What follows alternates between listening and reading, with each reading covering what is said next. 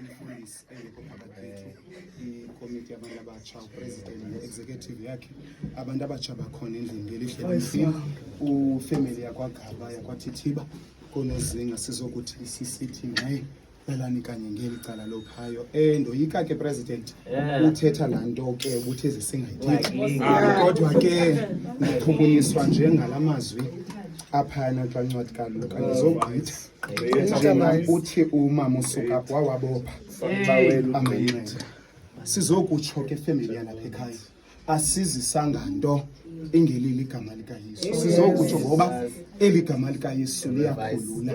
eli gama likaYesu lilo ke lakhe lakhulula imixokelwane sizise lona ke lilo ke eli libopha amanxeba sizise lona ke namhla sizokuthi mkhululeni izithandele ngokokuba ilizwi belicothe kuye yedwa nguye bebandezelekile ezinhlungu zelizwe kodwa uThixo wasuka wabona into kokubana ngaba makamthathele kuye sizokuthi ke myeke nomfana gqithe family yalapha ekhaya ngokokuba sikhonza uThixo thina obopha amanxeba sizokuthi nalena iyedlula lendlela iyahambeka into nayo